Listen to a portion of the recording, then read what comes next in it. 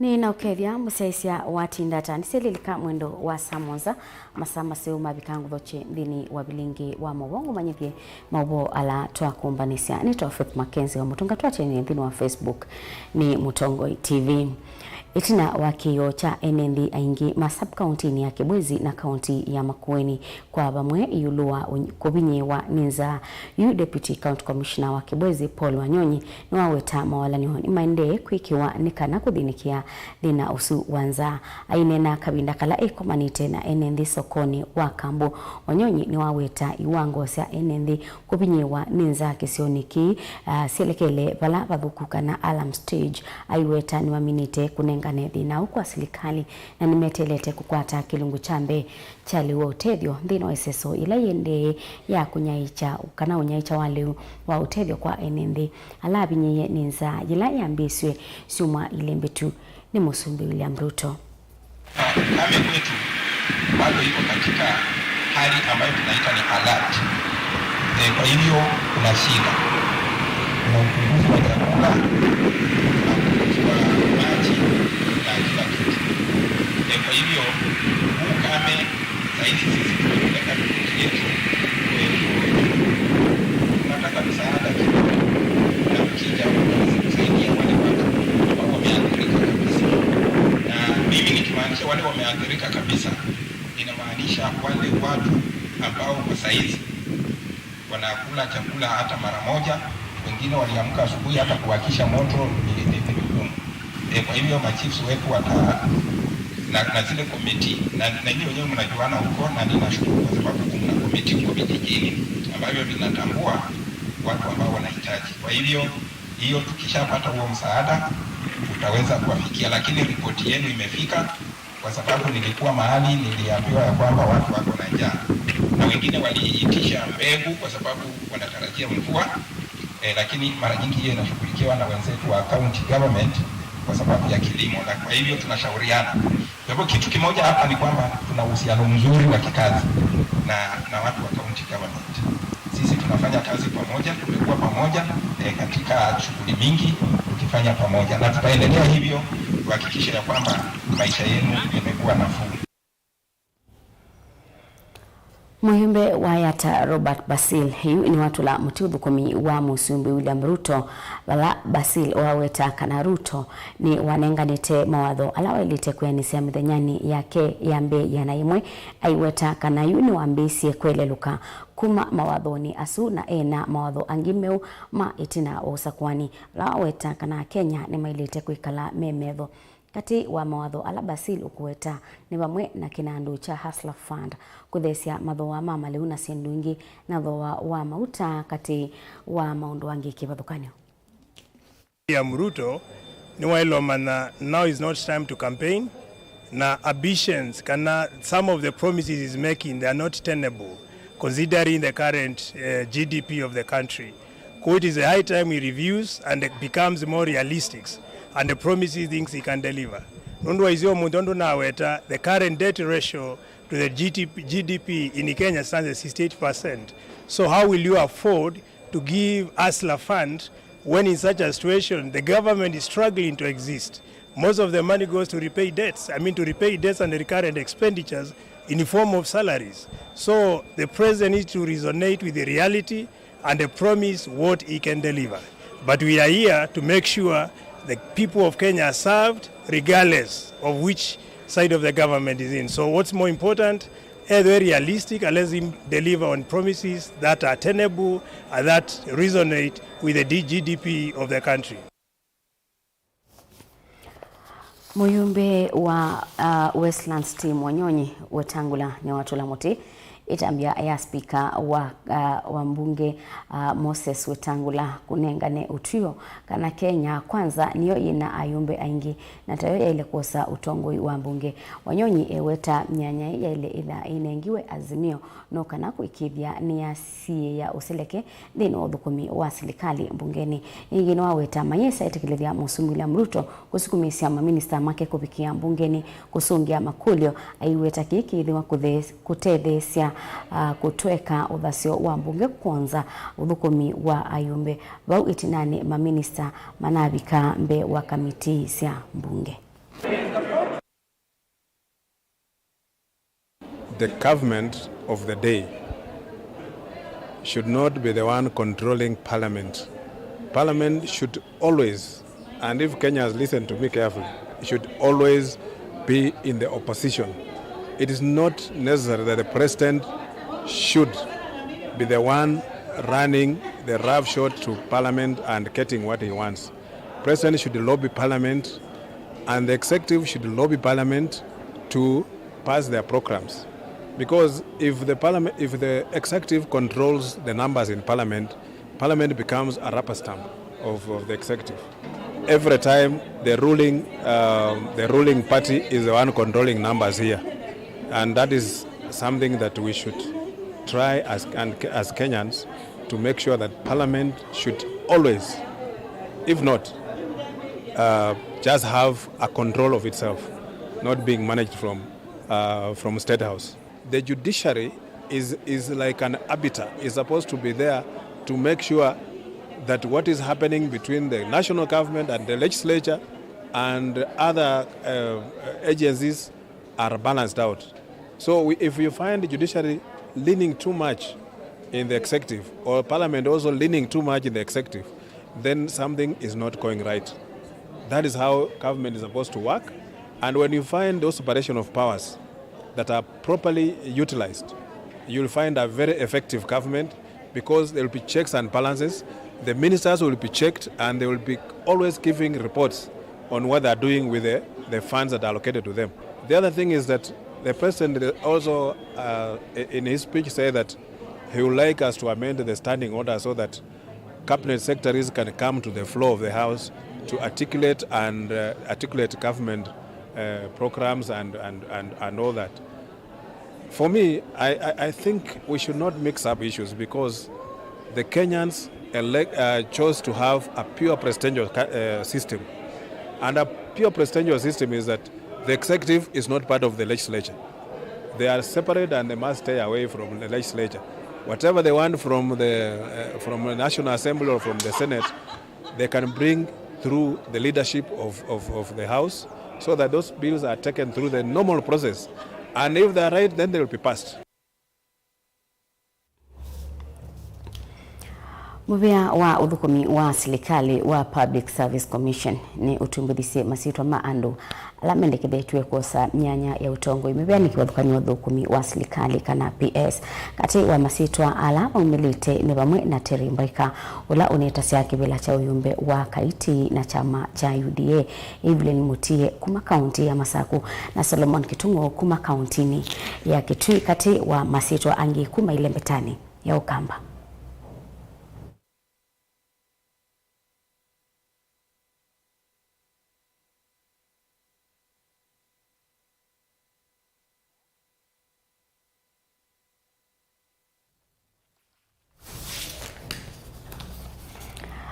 Ikundi 10 ni siatabia serikali ibikie na kubindua mwya ula unabetangiwe yulo utumi wa maliu makusaidia ya kisayensi kana GMO na yadewati nimekosa matambia makemyao ikundi su na ila ni siamondo mautaalamu wa maliu nimaweta kulea kwaniwa kwa yulo wa kubetangwa kwa mwya osu na nimaweta yulo wa maundu ala serikali ilite kusisia mbewa kwetikilithia kubandwa na kulikuwa bandi ya Kenya kwa maliu wasu GMO.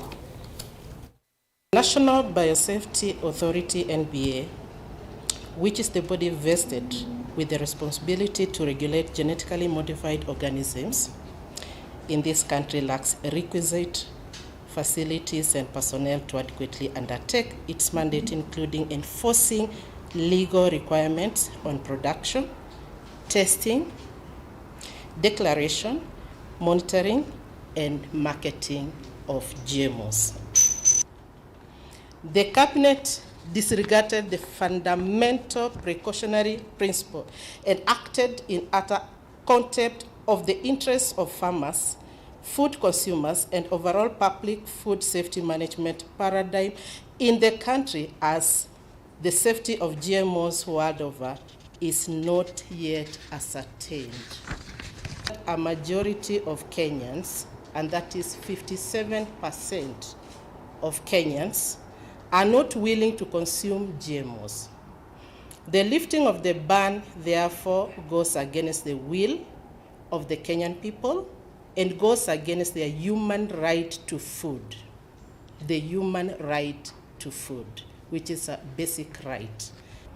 The existing GMO regulatory framework in Kenya, as we've said, it has failed to provide the mechanism for redress, and in the event of a possible harmful effect arising from consumption, if you as a consumer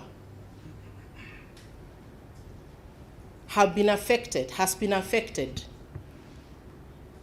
by consuming this food or the products, is there a redress mechanism in place? So what I want to tell government is that, yes, we are consumers, we care about ourselves, we care about what we consume, we don't want to be taken as a market for somebody to come and make profits from us. And what does the lifting of the ban do to consumers in this country? One, you've not given me an opportunity to choose from the nutrients and nutritious food that is produced in this country. How? If I am a small farm holder here and my neighbor is doing GMO and I'm not doing GMOs, because of the pollination, my produce will be compromised. So that one doesn't give me, as a consumer, it doesn't give a consumer the choices to make from. You are purely pushing the consumer to choose from what you want them to eat. So as consumers, we are telling the president, we have a right to save food. We have a right, that Article 46 of the Constitution stipulates. Kindly, can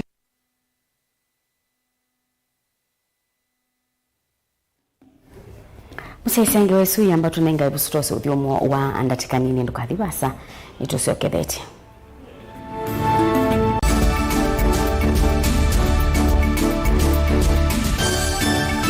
Musese witu mwendwa Mutongo TV ni avwila ukambani na yakwata nzeve ya luma na watu mevusa ye kufikia mamilioni ma andu alama tosiaisi ya kila muthenya kwa kutangasithia biasala waku kana kumanithia alama evasa ila mwendo waku watutia kwisila imanithia sia iku kwa Mauvoo mbenge tufikia kwisila nambani ya simu noti imwe ina kenda ile na itatu monza kana ututume email kwisila sales@mutongotv.co.ke.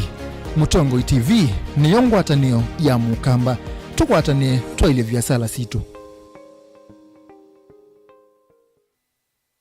Mukamba aisye ngundi yambe neyo kao indi ni siawe tuna ne kabila niambia wengi mukamba ni wisi siya kusangongoi inyusa muluo yu bai kunyo muluo nondo Vilingi ni wabukwa ukamba witu ni museo na wilato ndi ito Mutongo TV kwatanyo ya mukamba ni tuafika Mauvoo makele mavuti no konya uteti utandivya nanema no manidwa bande ni wa Vilingi wa Mauvoo Meza maitu menguno kilandwani ukamba witu kuma ketwinzene mweka make ono mama sako mamoka nenyo mama sako mweka nyamae ono mama kuene matinda Anaitu maisio siya kisuwani ginyamu sieni munene wa Kenya ilovi kitambasie kwata iki lalawa nundu woni wenyu wa Mauvoo ni wathela itisina wa Vilingi kuvuvwa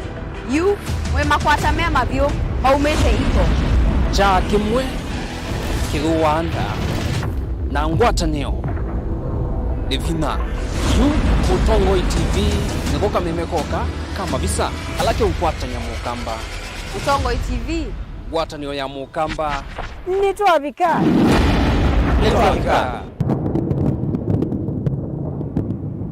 Dial *811*463# to get John 3:16 as your skiza tune. John chapter 3 verse 16. For God so loved the world that he gave his only son, that whoever believes in him should not perish but have eternal life. Amen. Dial *811*463# to get John 3:16 as your skiza tune.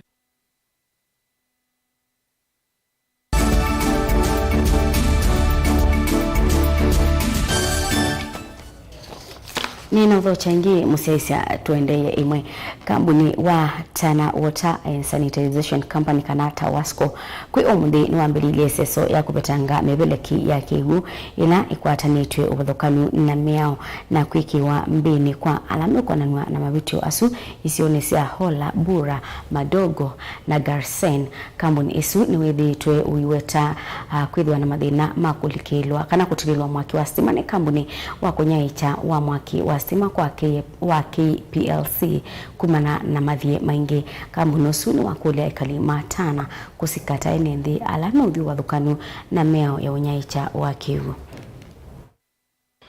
Tumekuwa na changamoto kubwa kwa upande wa non-revenue water ambayo iko 70%. Hiyo ni kati ya zile figures ambayo ni kubwa sana Kenya mzima.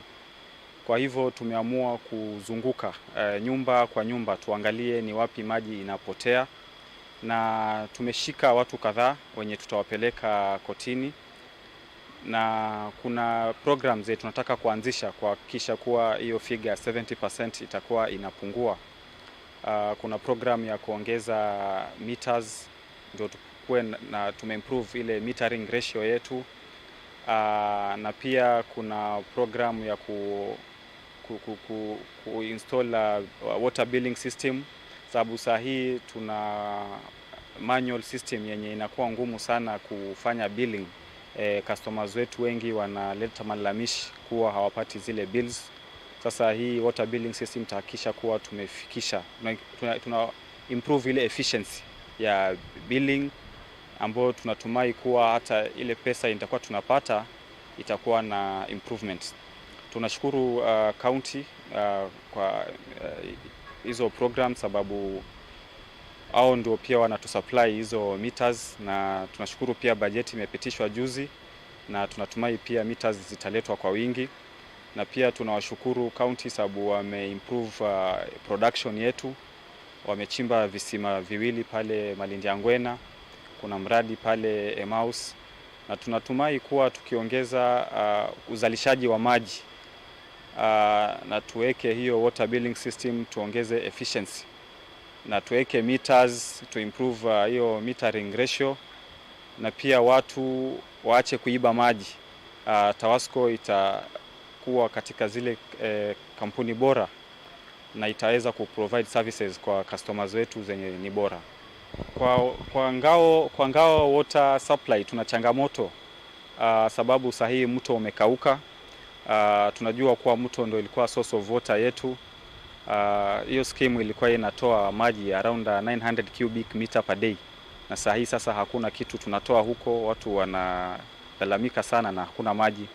So tunaomba kama kuna stakeholders wowote wenye wanaweza kudrill boreholes watusaidie.